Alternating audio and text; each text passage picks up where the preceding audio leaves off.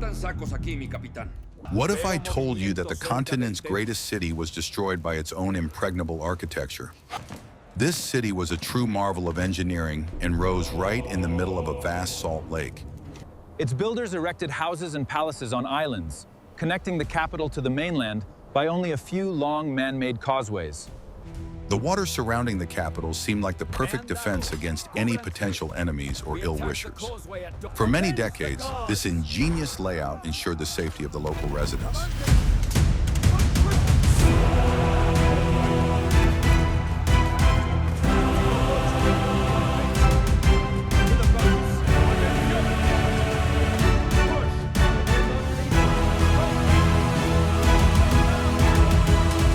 However, the clever defense system suddenly turned into a deadly trap for those inside. When a large-scale uprising broke out in the city, overnight the water became an impassable barrier for the retreating troops. Hundreds of heavily armed soldiers simply slipped into the water and sank under a hail of arrows. The agile boats of the local Native Americans attacked them from all sides, turning the retreat into a historic catastrophe. Watch the video to the end, and you'll learn how the thirst for control led to the collapse of an entire civilization in the dark waters of the lake. Are you ready to learn the truth about the great capital that became a prison for its own conquerors? Tenochtitlan was located on an island in the middle of a vast salt lake and was connected to the mainland by only 3 narrow causeways. This geography gave local rulers absolute control over trade and the movement of any troops. The arriving foreigners initially perceived these stone roads as a marvel of engineering. The city was a complex network of canals, plazas, and monumental temples. Movement through the capital depended on drawbridges made of wood, which could block the way at any moment. The conquerors marched into the city with confidence, relying on the strength of their steel weapons. They occupied the central palace complex, believing their position to be absolutely impregnable. However, their strategic advantage was an illusion from the very first day of their stay in the capital. The island's location meant a complete lack of routes for a rapid retreat in the event of a revolt. Local residents delivered food by water daily, fully controlling the logistics of the vast metropolis. The Spanish commanders found themselves completely dependent on the smooth operation of a foreign infrastructure. The desire to control the empire forced the conquistadors to take a radical step. They seized the supreme ruler, hoping to govern a population of millions through a single man. This plan worked for a short time, creating the appearance of complete submission and order. The invaders began collecting tribute and hoarding gold bars in the central palace. But tension in the streets of the capital grew with every new demand from the arriving troops. The townspeople watched as their sacred sites were plundered and their traditional way of life crumbled. The usual trade in the vast markets came to a halt, giving way to anxious anticipation. The trap around the Spanish troops began to slowly close in, though they did not yet realize it. The first skirmishes were localized, but they clearly revealed the new balance of power. The Spaniards repelled the attacks, but they were wasting irreplaceable supplies of gunpowder and crossbow bolts. Supply lines to the coast were completely cut off by vigilant local patrols. The detachment found itself isolated, surrounded by the waters of the lake in an extremely hostile city. The situation demanded an immediate solution before the blockade ring closed completely. The commanders began devising retreat plans, realizing the inevitability of a direct confrontation. The cost of this delay would soon prove colossal for both sides of the conflict that had erupted. We'd love to hear your perspective on this situation. Please share your thoughts in the comments and be sure to subscribe to our channel. What if everything you were taught about this expedition became obsolete because of a single mistake? During an important religious holiday, the local nobility gathered in the temple's inner courtyard. The Spanish garrison mistook this large gathering for preparations for a massive uprising. The unit commander made the disastrous decision to launch a preemptive strike against these people. The entrances to the plaza were quickly blocked by heavily armed infantry. The enclosed space of the temple complex left the people no chance of retreat. This sudden attack permanently shattered the fragile truce between the two civilizations. The garrison's actions triggered an irreversible chain reaction that engulfed all of Tenochtitlan. The city's response was immediate and devastating. Thousands of warriors surrounded the palace, cutting off all escape routes for the foreigners. Yesterday's masters of the situation suddenly became besieged captives behind thick walls. The air filled with the roar of drums, heralding the start of a full-scale confrontation. The palace defenders tried to use gunpowder charges to hold back the massive crowd. Loud volleys temporarily cleared the approaches to the gates, but the ranks of the attackers quickly closed in. Stone projectiles rained down on the roofs and inner courtyards of the residence. The Spaniards were forced to keep watch around the clock, losing strength without rest. An attempt to use the captive ruler to calm the townspeople failed completely. When he appeared on the palace roof calling for an end to the siege, the crowd responded with a hail of stones. Having lost their main trump card, the invaders were deprived of their last hope for a peaceful outcome.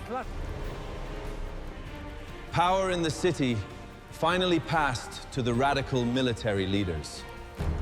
With each passing day, the ring around the Spanish residence tightened further. The attackers began systematically breaching the complex walls with heavy logs. The defenders had to plug the gaps with whatever they could find, including expensive furniture.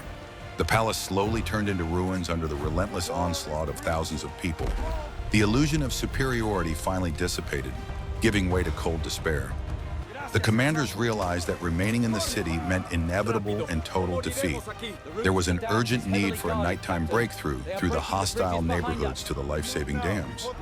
Do you think this clash could have been avoided if the invaders had adopted a different policy? I will reveal the best-kept secret of that tragic night of retreat. Before the withdrawal, the commander allowed everyone to take whatever valuables they could from the treasury. The treasury was opened, and many stuffed their pockets with heavy gold bars. This greed became a fatal mistake that robbed them of their mobility at the most critical moment. The unit was supposed to move as quickly and silently as possible, but the heavily laden infantrymen could barely drag their feet across the stone slabs. Metal armor, weighed down by kilograms of gold, turned the men into slow-moving targets. Maneuverability, vital for a breakthrough, was sacrificed for wealth. Suddenly, the silence was shattered by a loud alarm from the top of the nearest temple complex. The priests had spotted the movement of the strangers and struck their massive signaling instruments. The sound echoed across the entire lake, instantly rousing the vast metropolis from its slumber. The element of surprise was completely lost, and the phase of open confrontation began. The waters of the lake around the dam were instantly filled with hundreds of agile warboats. Local warriors attacked the retreating column from both flanks directly from the water's surface. The narrow strip of land prevented the Spaniards from forming a defensive battle line. They found themselves trapped between the raging waters and the city troops advancing from the rear. A portable bridge was successfully erected over the first breach in the stone dam. The vanguard and part of the artillery managed to cross to the next section of the road, but under the weight of hundreds of men and guns, the bridge became firmly stuck in the foundation. All attempts to dislodge it and move it further proved completely futile. The column found itself divided into several isolated sections under continuous fire. People threw themselves into the water, trying to swim across the gaps in heavy gear. It was here that the gold played its fateful role, dragging the soldiers down to the cold bottom. Many chose to remain in the lake forever, rather than throw away the precious ingots. The dam turned into a chaotic mass of people fleeing from incoming shells. The chain of command was broken, and everyone was now fighting only for their own survival. The darkness and rain intensified the panic, making it difficult to distinguish comrades from advancing enemies. If you enjoy our exploration of the details of that night, be sure to like this video. Guess what happened next to those who found themselves at the edge of the water barrier? The second breach in the dam became the site of the largest concentration of retreating rearguard forces. Deprived of a portable bridge, the Conquistadors found themselves facing an insurmountable obstacle. Under pressure from behind, the front ranks of the column were forced to step directly into the dark water. The lake at this point was deep enough to completely submerge the infantry. Soon, an improvised crossing was formed from abandoned cannons and lost equipment. Men scrambled over this chaotic pile to reach the next patch of land. Panic reached its peak, stripping the warriors of their last shreds of former discipline. Local warriors in boats closed in, wielding long stone spears. They snatched people right off the dam, taking advantage of their complete loss of balance. It was practically impossible to defend against blows from below, while standing on slippery stone. Many surrendered without a fight, paralyzed by fear of the unknown and the elements. Firearms became completely useless due to the incessant torrential rain. The gunpowder had become damp, and the arquebus fuses went out at the very beginning of the long journey. The Spaniards had to rely solely on swords and halberds in the confined space. But swinging a heavy blade in a dense crowd was an incredibly difficult task. The artillery, which had previously ensured their superiority, was irretrievably lost that night. The heavy guns rolled into the water, making room for soldiers fleeing in panic. The loss of the cannons meant the loss of their main advantage in future major battles. The unit was losing its technological edge with every 100 stone meters they covered. The commander had gathered around him only a small fraction of his once mighty army. The realization of their colossal losses plunged the survivors into the deepest despair. The once fearsome war machine had been reduced to a battered band of fleeing refugees. The conqueror's pride was crushed under the weight of this crushing defeat. The night of the retreat forever altered the balance of power in this strategically vital region. The myth of the invincibility of European arms dissolved in the waters of the salty mountain lake. The survivors faced an incredibly long journey through completely hostile territory. What lessons do you think they learned from this catastrophic maneuver? The morning after the nighttime breakout revealed the true scale of the logistical collapse that had occurred. The survivors were a pitiful sight, defenseless, without supplies, and lacking fighting spirit. They were forced to continue moving immediately, fearing a new attack from their pursuers. The detachment moved north, skirting a complex system of lakes in a very wide arc. The locals from neighboring settlements greeted the retreating column of foreigners with extreme hostility. The exhausted warriors had to constantly repel small raids by mobile enemy units. A severe shortage of food became their greatest ordeal during the several days of the march. They had to subsist on roots they found and the rare ears of wild local corn. The retreat tactics changed radically under the severe pressure of the circumstances. The remnants of the army moved in a tight formation, covering their flanks with the surviving wooden shields. Archers who still had their weapons saved every arrow to repel the most dangerous attacks. Their pace slowed to a crawl due to exhaustion and constant skirmishes. On the wide plain, a new, even more massive test of endurance awaited the retreating forces. A massive army of allied city-states blocked their path to safe territory. The field was filled with thousands of warriors lined up in perfect, tight battle formations. It seemed that this open clash would be the final blow for the exhausted detachment. The detachment continued its advance, encountering almost no organized armed resistance. After several grueling days, they reached the safe borders of a friendly state. Local rulers accepted the fugitives, despite their crushing defeat in the capital. This alliance became a solid foundation for a future campaign to regain influence. The period of recovery took several months of intense and complex diplomatic work. The conquerors needed to restore the trust of their allies and assemble a new, capable army. At this time, radical political changes were taking place in Tenochtitlan itself. The city was actively preparing for the inevitable return of the invaders by strengthening its defensive positions. The temporary respite allowed the command to completely rethink its failed strategy. They finally realized that taking the island with a head-on land assault was absolutely impossible. A fundamentally new approach was required, combining a tight land blockade with control of the waters. Preparations for a counterattack began with the design of a unique fleet of collapsible wooden ships. What the government doesn't want you to know lies in the engineering approach to this siege. The Spaniards decided to build a fleet right in the dense forests, far from the salt lake. 12 small but very sturdy ships were built from fresh local materials. These vessels were to be the key to complete control of the waters of Tenochtitlan. Once construction was complete, the ships were carefully dismantled into their wooden components. Thousands of mobilized porters carried these parts across treacherous mountain passes. It was an absolutely unprecedented logistical operation for those harsh times and conditions. The assembly of the fleet on the lakeshore took place in secret to preserve the crucial element of surprise. In parallel with the preparation of the ships, the coalition was gathering a massive combined land force. Tens of thousands of warriors from neighboring cities joined the revitalized vanguard. They sought to end the island capital's dominance and redistribute the region's resources. The conflict escalated into a large-scale local war in which the Conquistadors served merely as a guiding force. The new commanders of the island metropolis did not sit idly by, awaiting a massive assault. They expanded the stone dams, built high barricades, and deepened the defensive canals. Hundreds of sharp stakes were driven into the lake bed to damage the hulls of approaching boats. The city was rapidly transforming into a bristling fortress, ready for a grueling, months-long defense. However, the capital was struck by an invisible and merciless enemy, a total food shortage. Spanish mobile units cut off absolutely all supply routes from the vast mainland. Due to its extremely dense development, the island was physically unable to feed its own population of 1 million. The metropolis's defensive capabilities were melting away before their eyes due to an acute shortage of basic life-sustaining resources. The fighting on the artificial embankments became a daily, grueling routine, wearing down both sides of the conflict.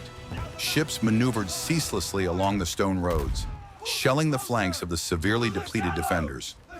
Local warriors tried to use cunning to lure the ships into shallow waters, where they would lose their vital mobility. The waters around the capital were constantly boiling with fierce clashes and artillery salvos. Months of a grueling land and sea blockade had turned the metropolis into a heap of lifeless rubble. The island's drinking water supplies had finally run dry, robbing the people of even the slightest hope.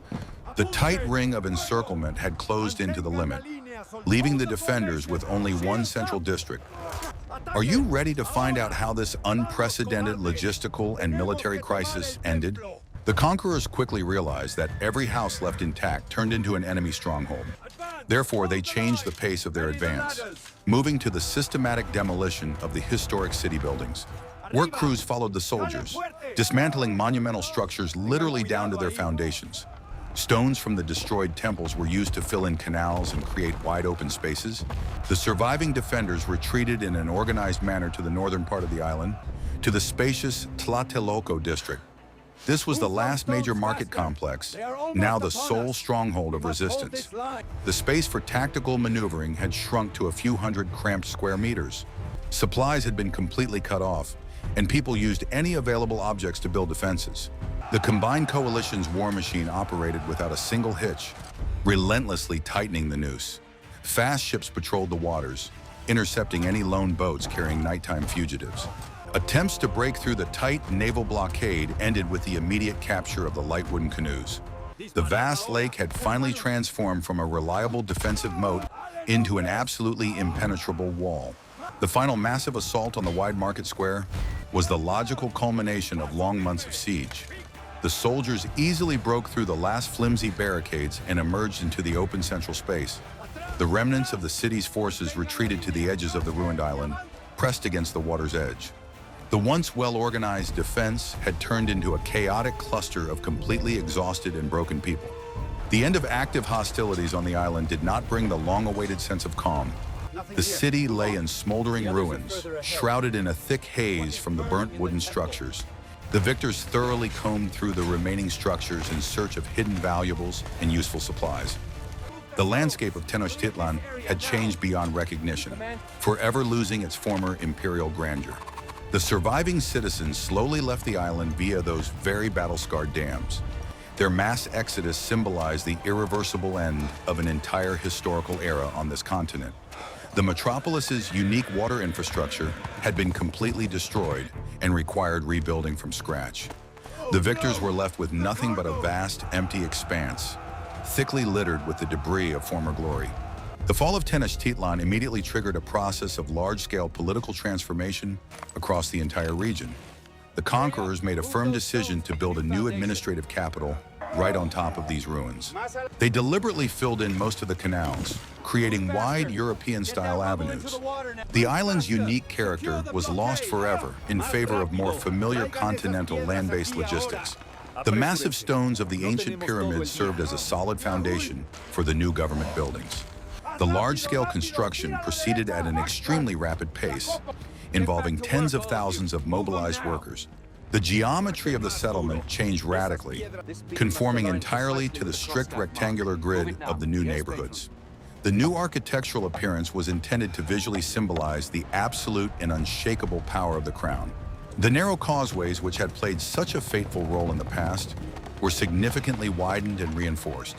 They quickly became reliable transportation arteries connecting the renovated center with the province. the region's dependence on boat transport steadily declined with the widespread development of horse-drawn carts. The lake itself began to slowly recede under the constant pressure of massive earthworks. The global transformation of the landscape was inevitably accompanied by profound social shifts within the local community. The language and culture of the victors began to aggressively dominate all vital spheres of life. Ancient, unique manuscripts were destroyed, and entirely new historical chronicles took their place. The entire history of the region was rewritten exclusively from the perspective of the triumphant conquerors who dictated the terms. A vast lake, once the beating heart of civilization, began to shrink rapidly and irreversibly. The fragile ecological balance was disrupted by unprecedented, large-scale deforestation throughout the valley. The soil was losing moisture at an alarming rate, and thick dust storms became a common occurrence in the new capital.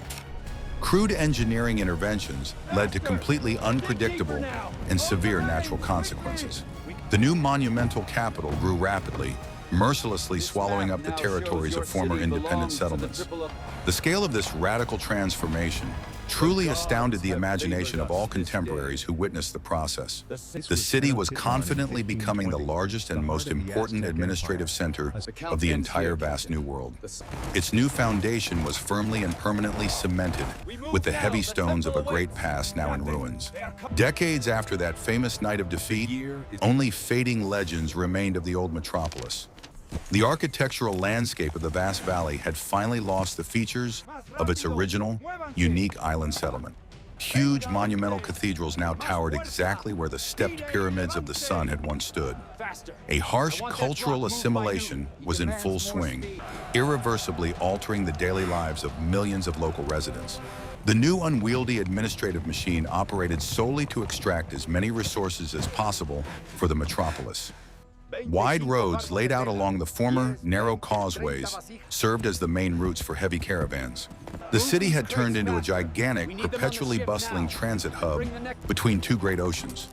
The entire local economy now depended entirely on decisions made on a completely different continent. The descendants of the first conquistadors formed a completely new, closed local aristocracy. They held absolute control over vast, wealthy estates built on the lands of former trusted allies. All the original alliance agreements were forgotten with remarkable speed in the pursuit of maximum economic gain. Cold pragmatism ultimately triumphed over diplomacy, cementing a rigid and insurmountable social stratification within society. The first serious engineering miscalculations in the artificial drainage of the lake soon made themselves felt. Vast swaths of the exposed, silty bottom proved completely unsuitable for agriculture due to excessive salinity. The expanding city began to suffer chronically from a lack of fertile soil in its immediate geographical vicinity. The logistics of a stable food supply to the capital became significantly and unpredictably more complicated for the new administrators. But the ultimate cost of this brilliant tactical victory proved unimaginably high for the region. The complete destruction of the city's unique water infrastructure set the valley's technical development back by a long way. Centuries of experience in managing an incredibly complex ecosystem were lost forever in the flames of the siege. The new rulers had to learn to control the local environment through painful trial and error. The capital's sweeping architectural transformation permanently brought an end to the era of active military conquest in this region. The empire's focus shifted definitively toward the long-term retention of vast territories and the organization of governance. The cumbersome machinery of colonization predictably shifted from sharp swords to tedious bureaucratic decrees. Ahead lay long centuries of the arduous formation of a completely new, complex, and mixed continental identity. Looking back on the tumultuous events of those years, it is incredibly difficult to overestimate the historical significance of a single night. It became the most powerful catalyst for processes that radically altered the political map of the entire globe. A local, fierce conflict over control of an isolated island quickly escalated into a global transformation. The direct clash of two utterly different worlds ended in the complete and unconditional absorption of one of them. The great Tenochtitlan has forever remained in world history as a vivid symbol of the vulnerability of grand systems. An ideal natural defense in the form of a vast lake turned into a deadly prison for all sides. This true engineering marvel became a mass grave solely due to gross errors in basic strategic planning. The harsh geography dictated its own inexorable rules, showing absolutely no mercy for even the slightest tactical miscalculation. The victorious conquerors learned this harsh lesson for good, radically altering the landscape of the entire mountain valley. They pragmatically chose to completely destroy the lake rather than depend on its unpredictable and dangerous nature. Radical, crude intervention in the ecosystem seemed to them the only truly reliable logistical solution. A visceral fear of a possible repeat of the water siege constantly drove their ambitious engineering projects. The tactical genius of skillfully dispersing mobile forces was evident throughout this long campaign. The final victory was achieved not by a head-on assault, but through an incredibly complex network of coordinated maneuvers. The division of the land army, the use of a maneuverable fleet, and cunning diplomacy ensured the final success. It was the absolute triumph of cold, pragmatic calculation over mere aggressive, blind fury. This night battle on the stone embankments will forever remain in the annals as an example of absolute chaos. It completely erased all the usual rules of warfare, leaving only the basic animal instinct for survival. Pitch black darkness, torrential rain, and confined space created truly ideal conditions for a massive catastrophe. Escaping this deadly labyrinth cost the survivors incredible, superhuman physical and moral effort. Today, in place of the ancient, full-flowing canals, the wide avenues of a huge modern metropolis hum incessantly. The historic lake has almost completely disappeared, leaving behind only the evocative names of old neighborhoods and streets. But deep beneath the layers of modern concrete and asphalt, the stones of the old city still lie hidden. They serve as an invisible yet incredibly sturdy historical foundation for the lives of millions of modern people. The heavy memory of these distant events continues to live on in the foundations of local architecture and traditions. This is an instructive story not only of destruction, but also of rugged, adaptive, pragmatic construction. The complex experience of the distant past eloquently teaches us to understand the exceptional fragility of even the most majestic structures. The global scale of human ambition inevitably collides with the insurmountable force of objective natural circumstances. This is a harsh story about the clash of ambition, logistics, complex geography, and human frailties. What topics from the history of sieges of famous cities or ancient tactical maneuvers would you like to see? Share your ideas in the comments below this video to help shape future in-depth historical analyses. And be sure to subscribe to our channel so you don't miss new, engaging, and well-structured episodes.